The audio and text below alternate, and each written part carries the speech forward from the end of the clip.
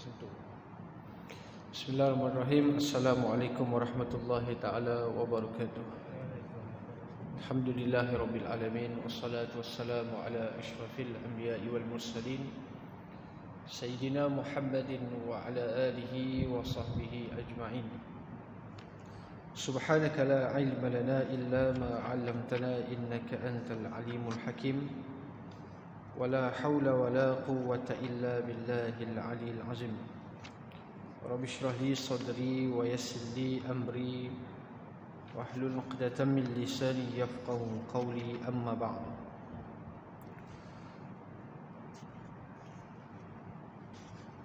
Baik, yang lepas sedikit ulangan.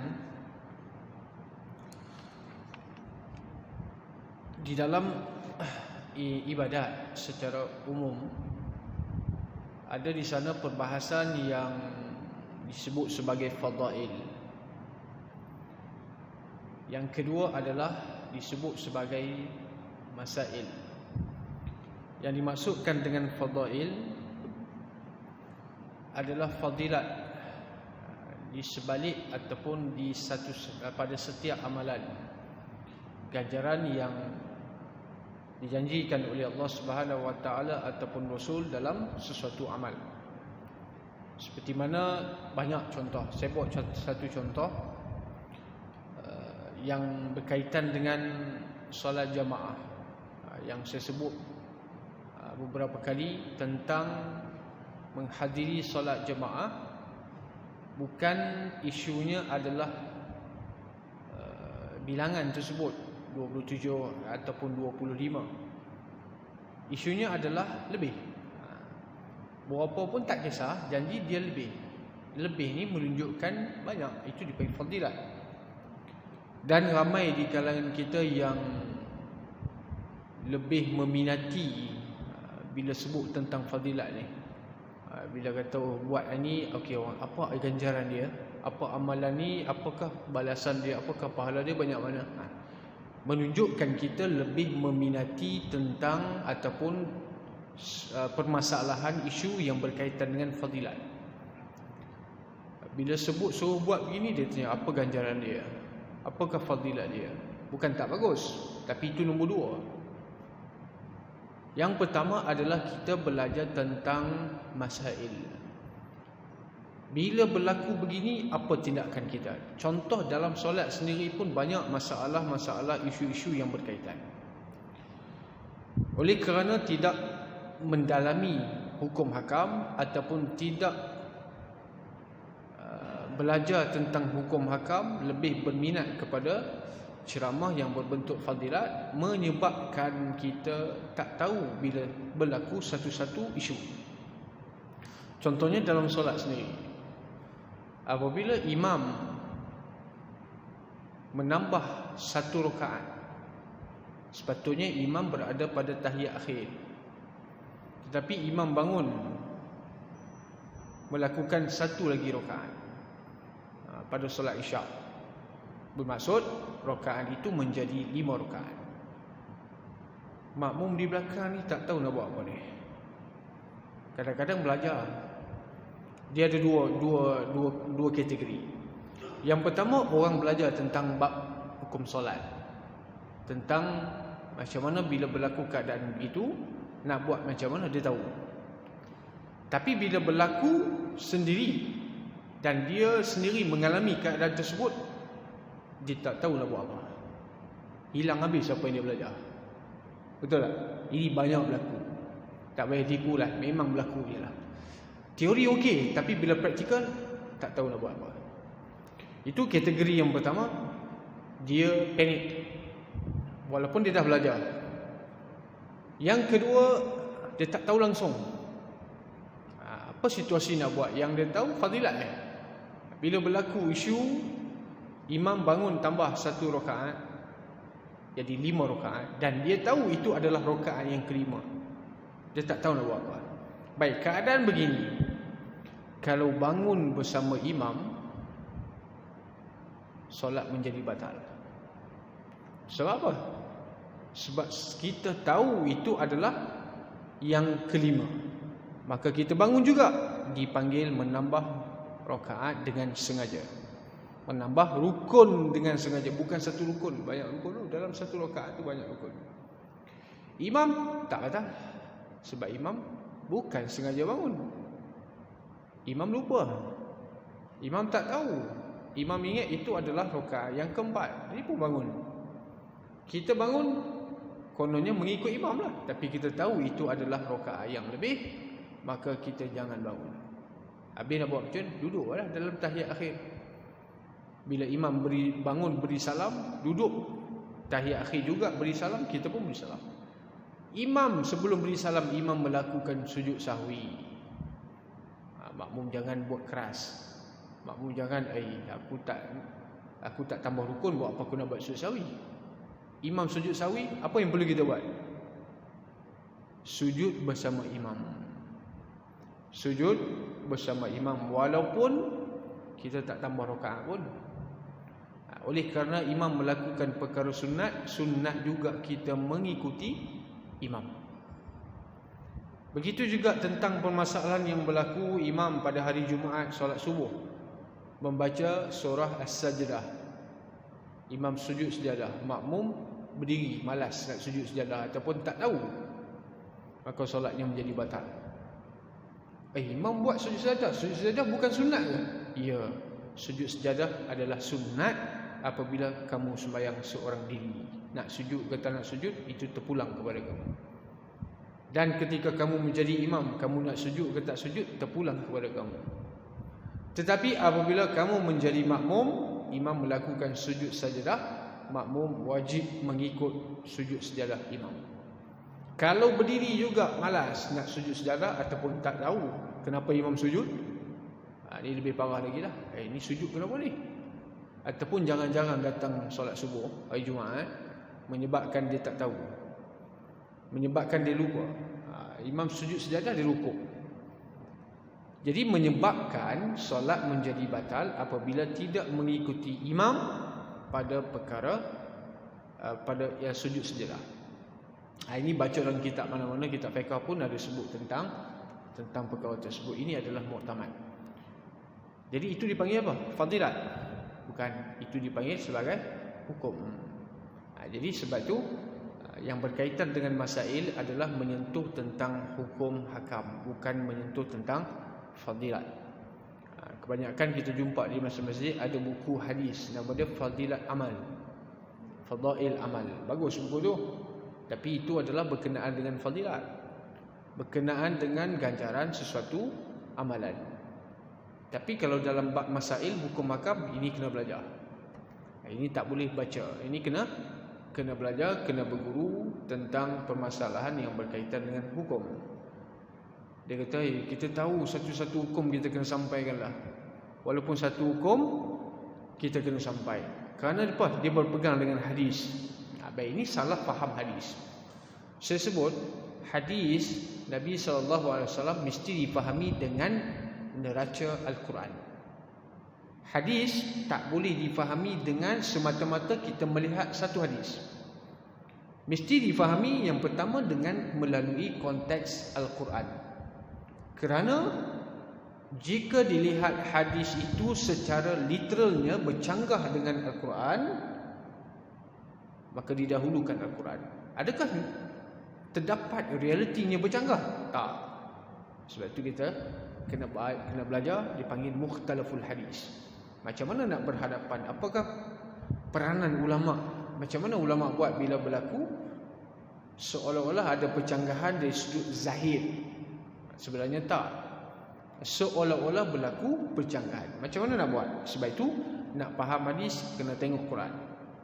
Dua benda ni tak boleh pisah. Kerana mentafsirkan satu dengan yang lain. Kerana Al-Quran mentafsirkan hadis, hadis mentafsirkan Quran. Tak boleh pisahkan. Ada orang salah faham. Dia kata dalam hadis Sahih Bukhari, Nabi sebut balighu anni walau ayah. Semua orang pernah dengar hadis ni kan? Apa maksud dia?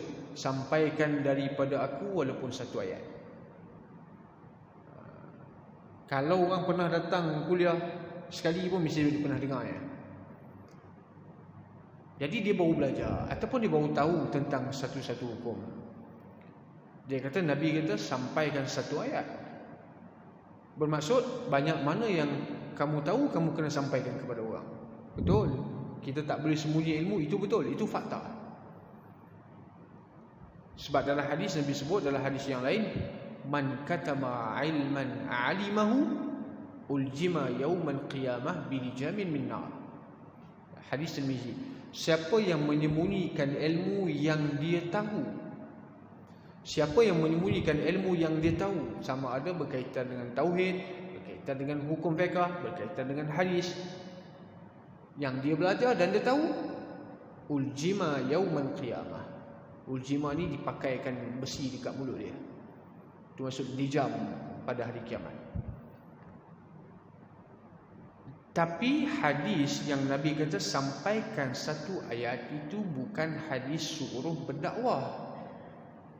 Kadang yang nak menjadi pendakwah, yang kononnya merasakan dia perlu berdakwah, saya sebut pendakwah ni dalam kurungan, yang dia merasakan satu kewajipan bagi dia untuk sampaikan agama kepada orang lain dengan menggunakan hadis, sampaikan daripada aku walaupun satu ayat, itu sebagai hujah, sebagai dalil merasakan dia adalah satu kewajipan untuk dakwah, itu salah. Hadis tak salah, tapi cara faham hadis itu salah. Kerana hadis itu bukan konteks dia dalam suruh seseorang itu berdakwah. Hadis itu cerita tentang isu lain.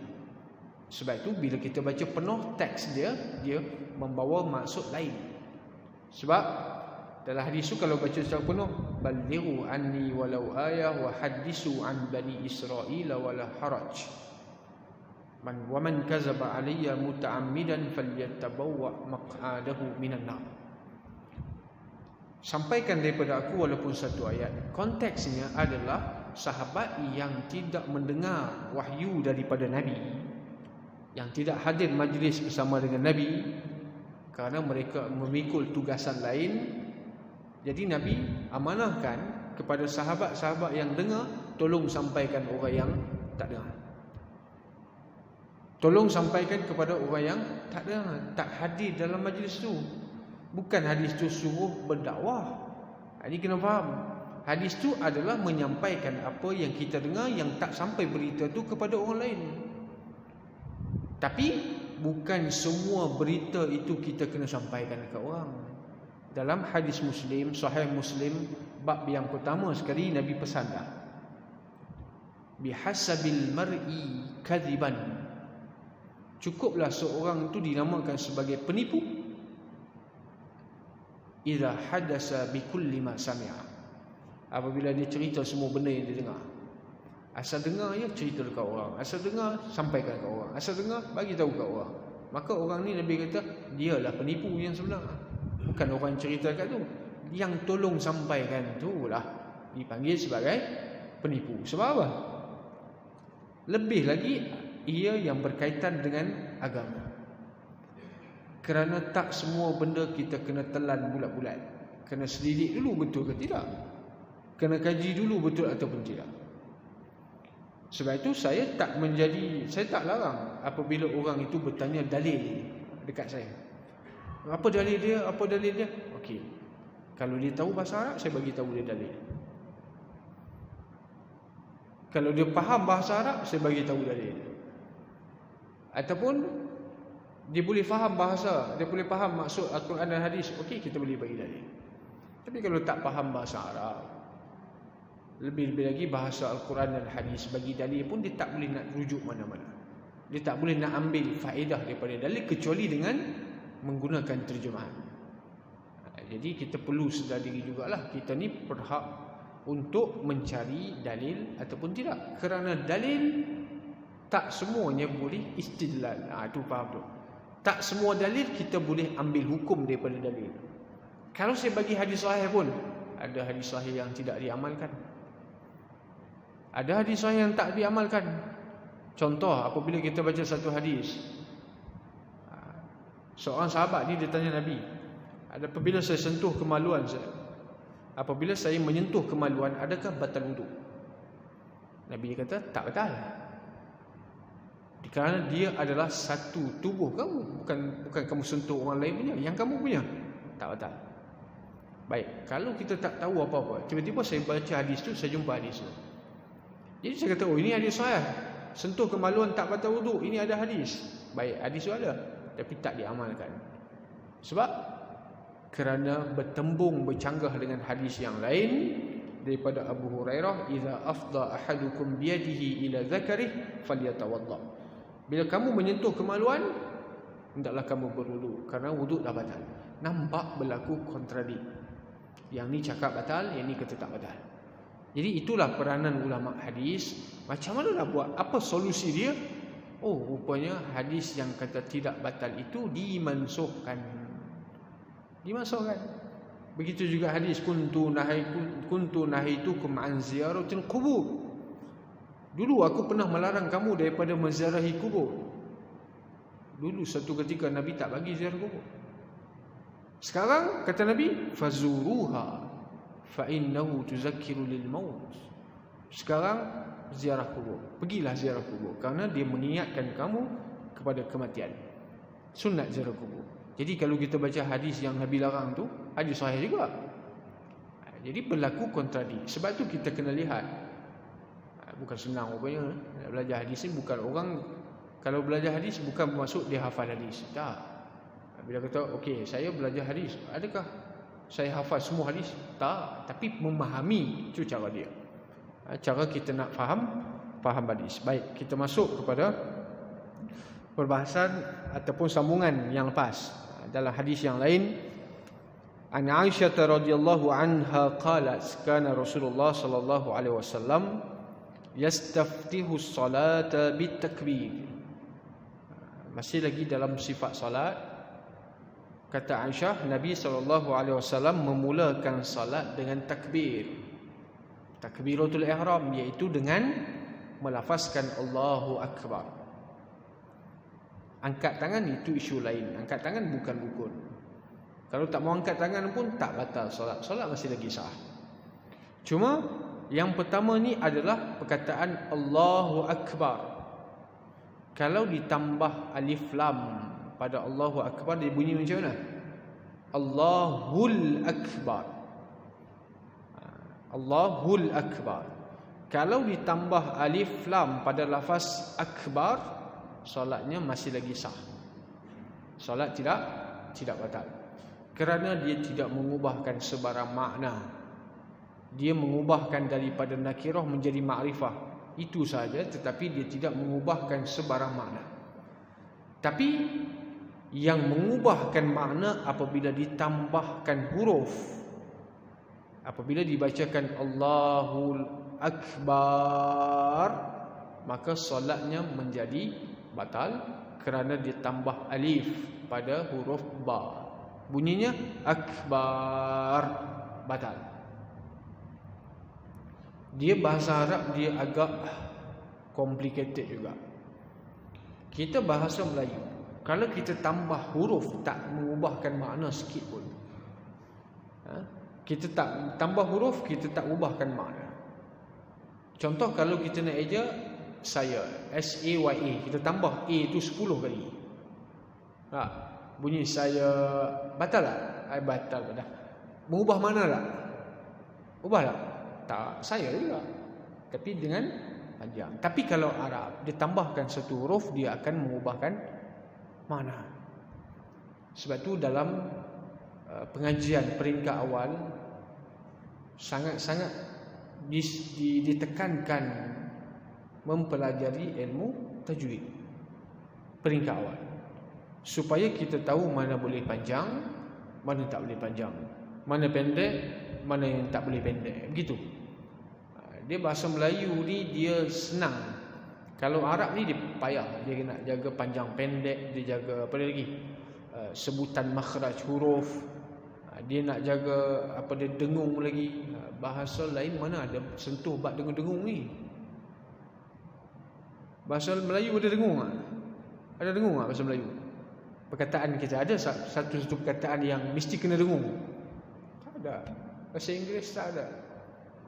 Tapi Dalam Al-Quran, bahasa Al-Quran ni ada yang kita kena dengung. Dipanggil gunnah. Ada yang kena idgham macam-macam. Tapi bukan bahasa Arab secara umum, cuma bahasa Al-Quran. Apabila kita nak membaca mushaf, bahasa Arab, orang cakap Arab pun tak adalah nak kisah sangat bab dengung tak dengung ni. Cuma di dalam bahasa Al-Quran. Nabi SAW mulakan solat dengan takbiratul ihram, dengan melafazkan Allahu Akbar. Masa itulah kita niat. Niat mesti di dalam lafaz Allahu Akbar. Kemudian dibincang oleh para ulama tentang muqaranah. Ini agak sulit sikit, agak susah sikit. Muqaranah maksudnya disertakan niat di dalam melafazkan takbiratul ihram. Di sana ada perbahasan tentang muqaranah urfiyah, muqaranah kamaliyah, muqaranah tauzi'iyah. Apa dia yang dimaksudkan dengan muqaranah? Muqaranah ini adalah kita iringkan niat di dalam lafaz takbiratul ihram. Apabila kita melafazkan Allahu Akbar, maka dalam lafaz Allahu Akbar itulah kita niat. Dalam lafaz Allahu Akbar itulah kita niat dengan menghadirkan rukun niat, qasad, ta'arud dan juga ta'yin. Kalau seseorang yang niat solat tanpa menyebutkan fardu di dalam hati dia, kalau dia nak sembahyang fardu tapi dia tak sebut fardu, maka solatnya tidak sah. Contoh, dia kata sahaja aku sembahyang maghrib, dia tak datangkan perkataan fardu, maka sembahyangnya tidak sah. Kalau orang nak sembahyang maghrib, ya,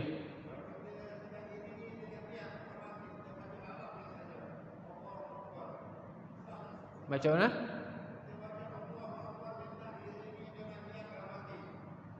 Diiringi dengan niat dalam hati. Tapi dia buat macam mana? Itu saja, tidak sah. Sebab niat mesti dihadirkan di dalam hati. Sebab apabila kita bincang tentang niat, niat ini maksudnya iqtiran, muqtarinan, qasdu syai'in muqtarinan bi fi'lil mukallaf. Itu definisi dia. Qasad dengan maksud hadirkan niat di dalam diri dengan perbuatan. Mukallaf iaitu menyebut Allahu Akbar. Adapun kita berlafaz dengan niat itu tak wajib. Sebelum kita takbir, kita sebut usalli fardul isya'i arba'a raka'atin. Kita sebut dengan lidah, lafaz dan dengar. Itu sunnah, itu tak wajib. Tak sebut pun tak ada masalah yang tu. Yang penting adalah dalam hati. Dalam hati itu yang dipanggil sebagai niat. Yang kita ucapkan itu dipanggil lafaz niat. Lafaz niat ini tidak ada mana-mana ulama yang kata wajib. Yang wajib adalah niat di dalam diri. Semua, kalau nak tanya mazhab mana pun, semua kata wajib niat dalam sembahyang. Cuma dalam isu wuduk sahaja lain. Dalam isu wuduk, mazhab Syafi'i mengatakan wajib kita niat ketika kita berwuduk. Apabila membasuh muka, air kena di muka, masa tu kita niat. Sama ada niat angkat hadas kecil ataupun niat berwuduk. Saja aku berwuduk, dah selesai. Tetapi Abu Hanifah ataupun Imam Abu Hanifah ataupun mazhab Hanafi, mereka tidak mewajibkan niat ketika wuduk. Kalau orang yang berwuduk tak niat pun wuduk dia sah. Tapi bukan mazhab kita. Itu adalah mazhab Hanafi. Tapi solat mesti kena niat. Apa mazhab sekalipun wajib niat. Adapun azam, itu lain. Azam lain. Contoh, ada orang faham begini dan ada orang bagi tahu begini. Dia nak argue Ustaz. Dia faham dan dia menganggap, saya keluar rumah, dia kata saya keluar rumah nak pergi masjid solat maghrib, itu niatlah tu. Habis tu bila haji, saya tanya, tuan haji sembahyang takbir tu tak niat kah? Dia kata tak niat. Sebut Allahu Akbar je lah. Sebab daripada rumah start kereta tu memang nak ke masjid lah, bukan nak pergi tempat lain. Okey, saya buat satu kemungkinan kepada dia. Saya kata, okey, baik. Memang keluar rumah nak pergi masjid. Tapi kalaulah keluar rumah, tiba-tiba tengah jalan tu jumpa kawan. Ni saya tanya dia. Jumpa kawan lama. Bila jumpa kawan, 10 tahun tak jumpa, sembang. Sembang-sembang dia ajak pergi kedai kopi. Sembang di kedai. Tak pergi masjid pun. Tak pergi masjid. Jadi adakah niat tadi itu masih lagi absah, masih lagi boleh diguna pakai? Sebab dah tak jadi pergi masjid, pergi kedai kopi. Ada kata tak, habis tu. Itu azam. Dari sudut dapat pahala, dapat. Dari sudut sahnya amalan, tak. Sebab itu bukan niat. Itu dipanggil azam. Inilah yang disebut oleh Nabi, man hamma bihasanatin, siapa yang nak buat satu-satu kebaikan. Nak buat tapi dah buat lagi, maka dia dapat 1 pahala. Dan kalau dia buat, dia dapat 2 pahala. Dari sudut dapat pahala ataupun tidak, ia dapat pahala. Azam dapat pahala walaupun belum buat. Dari sudut sahnya ataupun dianggapnya sesuatu amalan itu sah ataupun tidak, tak sah.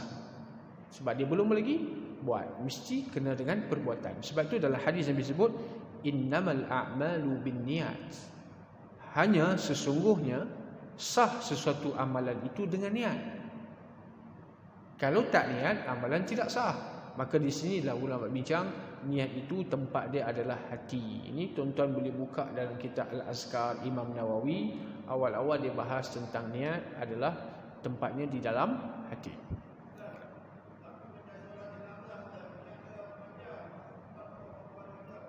Okey. Dalam masalah niat panjang solat jenazah, baik, kita tak tepi dulu solat jenazah. Kita ambil solat fardu dulu. Solat fardu niat panjang, susahlah. Kita jangan buat bagi susah-susah, senang Yang jadi panjang bila kita baca begini. Sahaja aku solat fardu maghrib 3 rakaat makmum tunai kerana Allah. Betul tak? Panjang kan? Panjang. Tak ada siapa suruh kita buat macam tu pun. Kita yang bagi jadi susah. Yang cukup pendek, ringkas, apa dia? Aku nak sembahyang fardu maghrib makmum. Dah selesai. Habis tak payah sebut tunai ke? Tak payah sebut lillahi ta'ala ke? Tak payah sebut rakaat ke? Berapa rakaat? Tak payah. Itu sunat. Kalau dia tak sebut lillahi ta'ala, tak mengapa. Solatnya sah. Kalau dia tak sebut 3 rakaat, 4 rakaat, 2 rakaat, tidak mengapa. Solatnya sah. Itu pada sembahyang fardu, cuma hadirkan dalam diri dia apa dia? Nak. Nak itulah kita faham pada perkataan sahaja aku. Dan kita hadirkan dalam diri kita fardu. Kalau sembahyang itu sembahyang fardu. Dan kita hadirkan dalam diri jenis solat, maghrib ke, isyak ke, subuh ke, asar. Bila cukup yang tu sah. Contoh, saya bagi yang ringkas. Kalau dia imam ataupun kalau dia makmum, dia kena niat makmum. Kalau tak dapatlah pahala jemaah. Tapi kalau solat Jumaat, wajib niat makmum. Kalau solat fardu, sunat niat makmum untuk dapatkan pahala jemaah. Contoh, aku nak sembahyang fardu isyak, makmum, dah selesai. Selesai lah. Ringkas ya. Begitu juga solat jenazah. Solat jenazah pun panjang juga. Salli ala hazal mayyiti 4 takbiratin lillahi ta'ala. Panjang tu. Sahaja aku solat ke atas jenazah ini. Jenazah ini mana? Laki ke perempuan? Itu dia hazihi dengan hazal lah. 4 takbir. Kerana Allah, panjang tu. Tak payah sebut yang tu. Dia sebagai yang ringkas dia.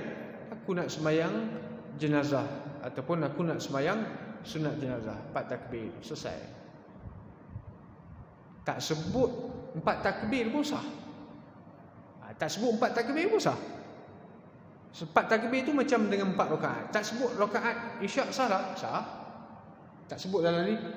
Tapi perkataan isyak tu kena sebut. Macam tu dalam solat jenazah. Aku nak sembahyang sunat jenazah. Selesai masalah. Jenazah siapa tu? Tak wajib kita tahu pun. Wajib ke kita tahu jenazah siapa? Tak wajib. Walaupun jenazah tu jenazah yang kita tak tahu lelaki ke perempuan, niat lelaki sudah. Itu kaedah dia. Dan jangan kita pandai-pandai pergi ta'yin. Ini satu masalah. Isunya apa dia? Kita tentukan siapa yang jenazah siapa. Kalau kita tentukan jenazah si fulan, contoh, aku sembahyang jenazah Umar. Dia ingat Umar yang meninggal. Dia pandai-pandai pergi sebutkan Umar dalam niat dia. 4 takbir. Aku sembahyang jenazah si Umar. Bila habis, orang tanya, kita tanya, ni siapa dia meninggal? Dia kata, ni mat yang meninggal, bukan Umar. Orang lain, kamu silap. Allah, saya dah ta'yin, saya dah tentukan, saya ingat Umar. Salat jenazah dia tadi tidak sah. Sebab itu, ma la yushtaratu ta'yin idza ayyanahu fa akhta'a ad-darra. Itu kaedah dia. Benda yang tak perlu ditakyin, tak perlu didetailkan, apabila didetail salah pula tu, maka tidak sah. Sebab tu macam tu juga dalam perihal nazar. Nazar jangan pandai-pandai takyin. Contoh, dia bernazar untuk sembelih seekor kambing untuk hari raya Aidil Adha. Cukuplah. Dia nazar untuk sembelih seekor kambing. Jangan dia takyin. Saya bernazar nak sembelih seekor kambing berwarna putih, tanduk dia 5 inci, berat dia berapa kilo, wajib dia cari juga macam yang dia nazar. Jadi susah tak? Susah. Sebab tu Nabi tak galakkan seseorang itu bernazar, sebab menjadi beban. Tapi kalau dia boleh nazar secara umum sudah, jangan didetailkan ataupun diperincikan satu-satu ciri ataupun satu-satu sifat. Ini akan membebankan dia. Sebab itu jangan membeban ataupun jangan memudaratkan diri sendiri. Baik, itu adalah dalam perihal niat. Niat mudah-mudah ya. Sebab niat yang payah itulah takbir 5-6 kali tu. Sebab kita duk susun niat tu. Allahu Akbar. Tak masuk lagi lah. Allahu Akbar. Tak masuk lagi. 3-4 kali. Imam dah baca Fatihah habis lah. Imam dah nak baca surah, dia masih belum takbir. Sebab dia kata tak masuk lagi. Syekh tak masuk lagi dalamnya. Tak datang syekh lagi.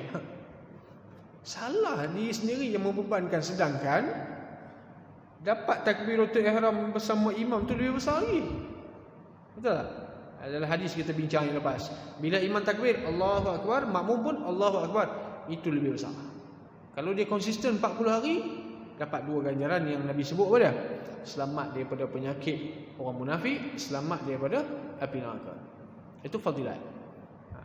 Jadi takbir yang paling mudah, niat yang paling mudah yang saya sebutkan tadi.